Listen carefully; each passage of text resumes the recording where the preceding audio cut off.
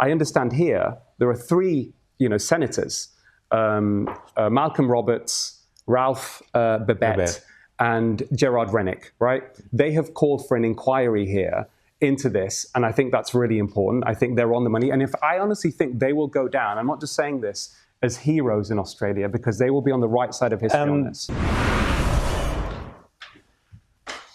And joining us now is a genuine outsider, British cardiologist Dr. Aseem Malhotra. Dr. Malhotra is a relentless public health campaigner and truth seeker, known for speaking out and fighting against big pharma, even if it rubs people up the wrong way.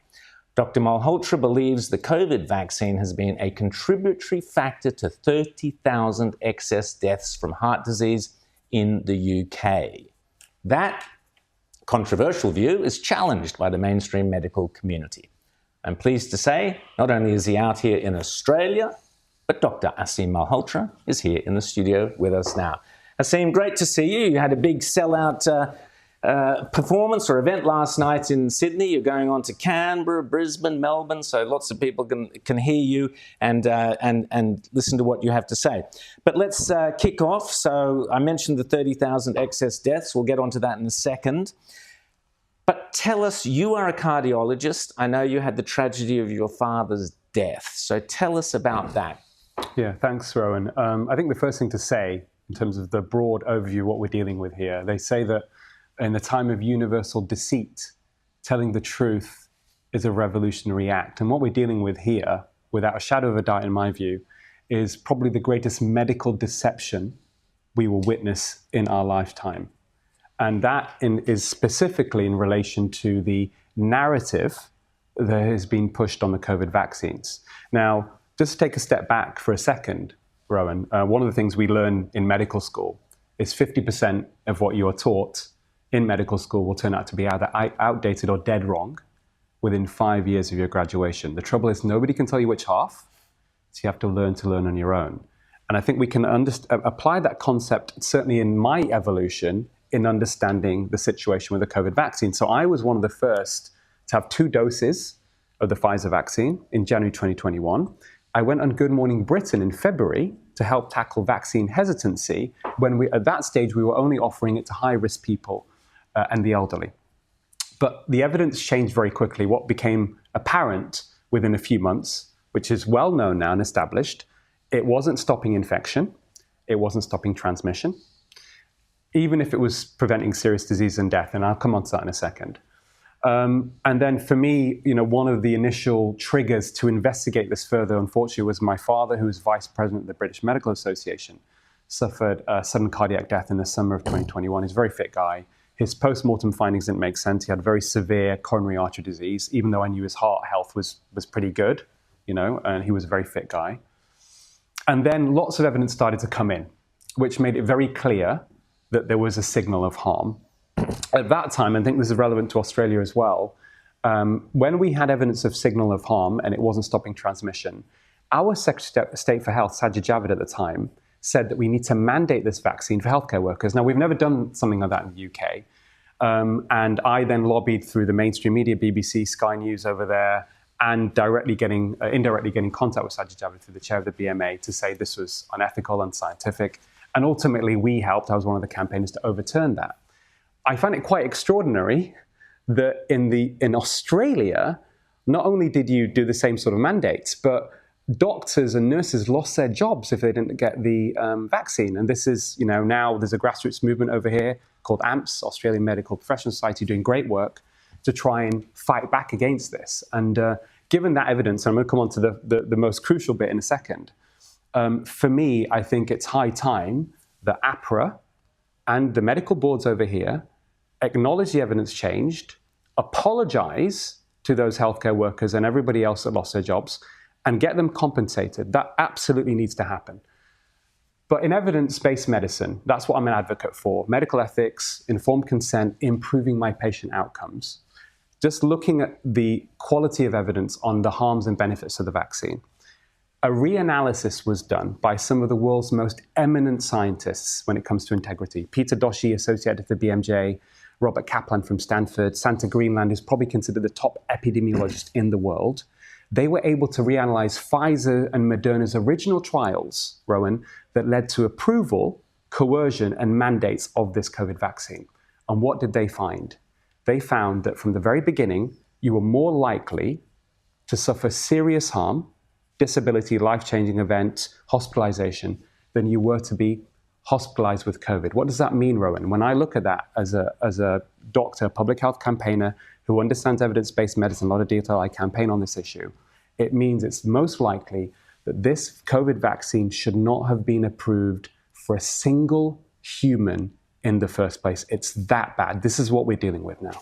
Okay, so at that point I've got to step in and say that the TGA, the Therapeutic Goods Administration here in Australia, disagree totally with you, and their claim, or they state that the vaccines are the best way to prevent death and serious disease from COVID. So I'll just say that.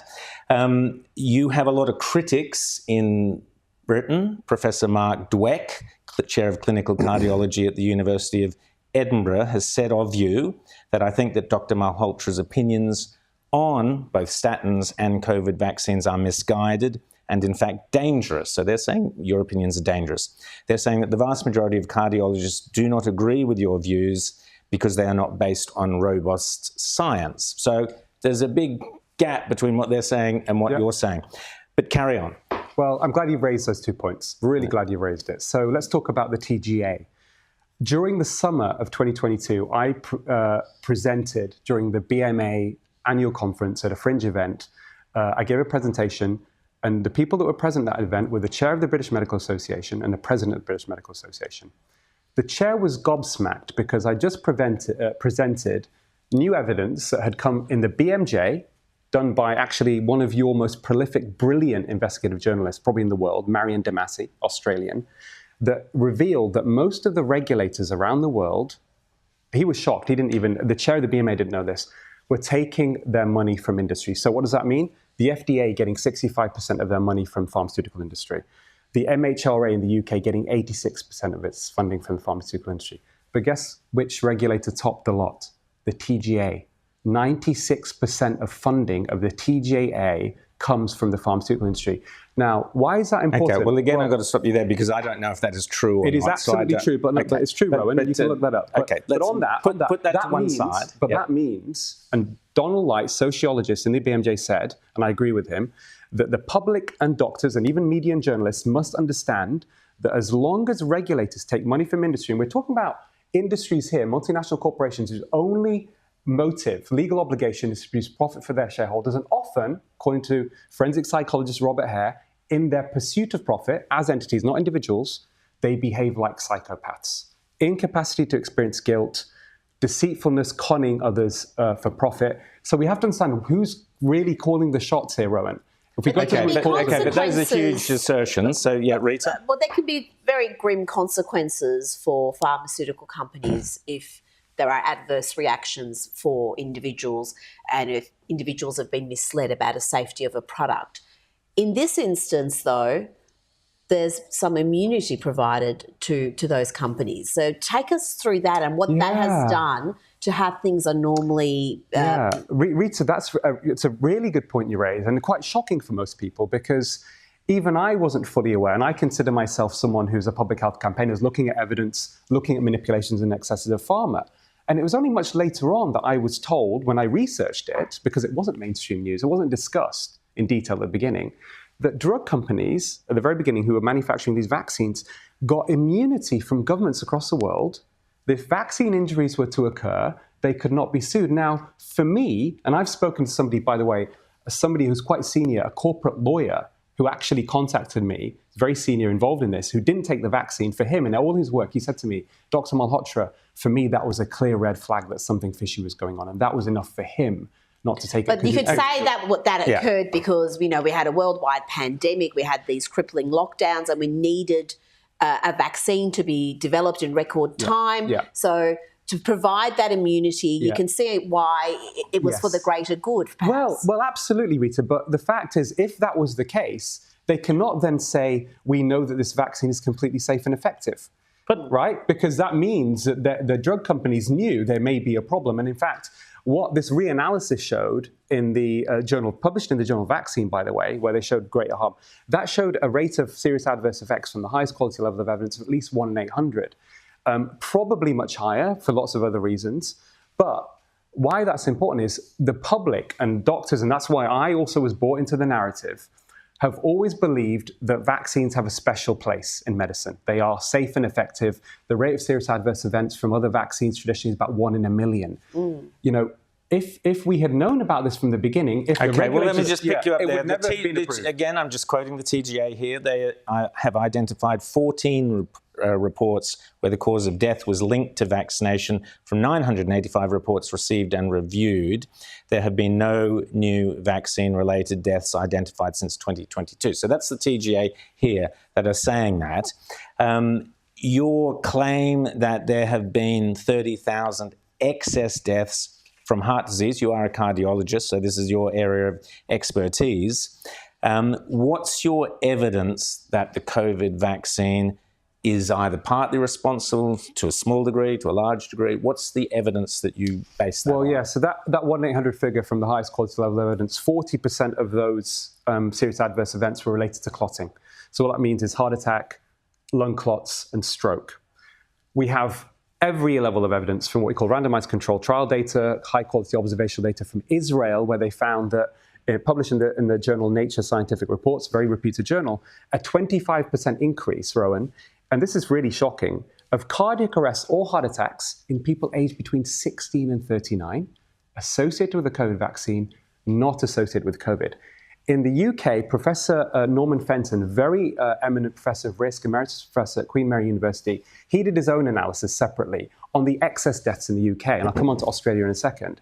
And what he found was, from his own analysis, is either directly from the vaccine or indirectly, based upon what we call the yellow card reporting scheme in the UK, and he looks at evidence in America as well, that 50% of the excess deaths in the UK right now are directly because of the COVID vaccines. Now, the Australian Bureau of Statistics only very recently also have come out and said that in Australia, you've got a 15 to 17% increase in excess deaths since 2021 of the rollout of the vaccine, majority of which is not related to COVID. So for me, you can't give an absolute that the main cause of the vaccine, but without a shadow of a doubt, it's a main contributing factor. And on that, I understand here there are 3 senators, Malcolm Roberts, Ralph Babette, and Gerard Rennick, right? They have called for an inquiry here into this, and I think that's really important. I think they're on the money, and if I honestly think they will go down, I'm not just saying this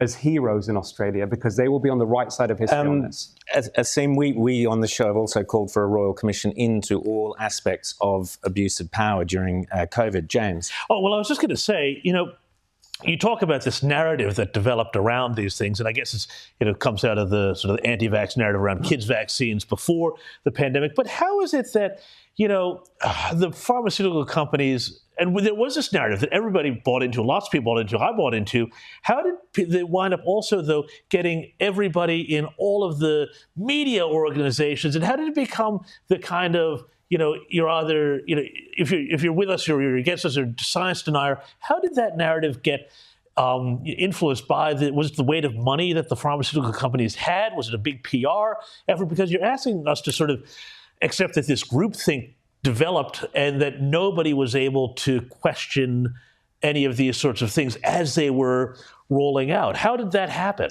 Yeah, it's a great point. So I think, having studied this for many, many years and even gone to the European Parliament in 2018, understanding that pharma had too much control and power over politicians, over the media, over regulators, over academic institutions, that has been increasing since the 80s. So unfortunately, most of the funding now to even academic institutions comes from the pharmaceutical industry.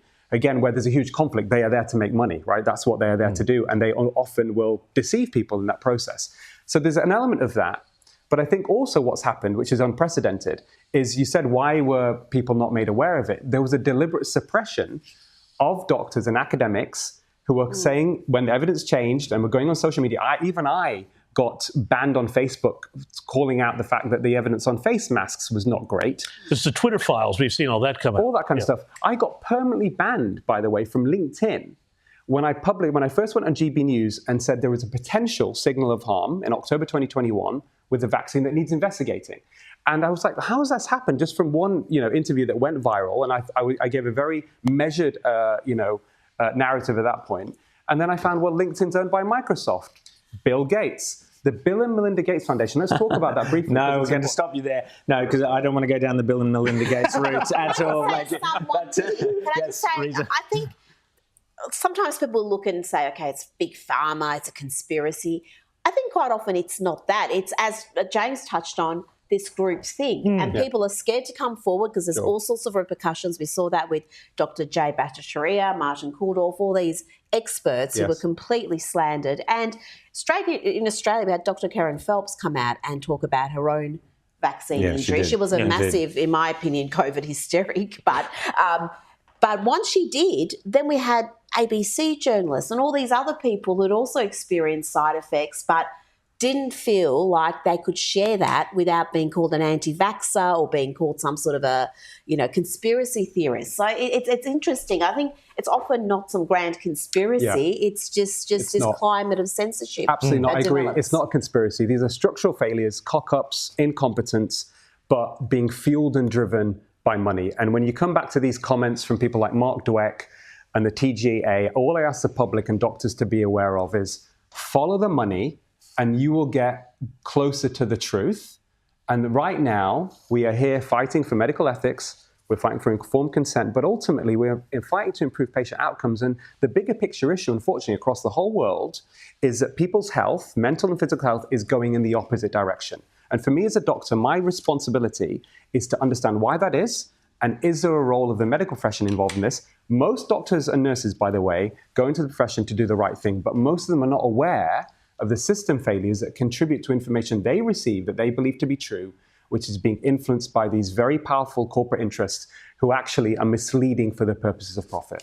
Dr. Aseem Malhotra, thanks so much for coming on Outsiders. I do have to point out that the British Heart Foundation does reject your claims, and they say that the benefits from vaccination far outweigh the very small risk of rare side effects, especially for older people. So viewers can make up their own mind. You're in Australia, you'll be talking to lots of people. Welcome to Australia and enjoy it. Thank you so much for coming on Outsiders, Dr. Aseem Malhotra.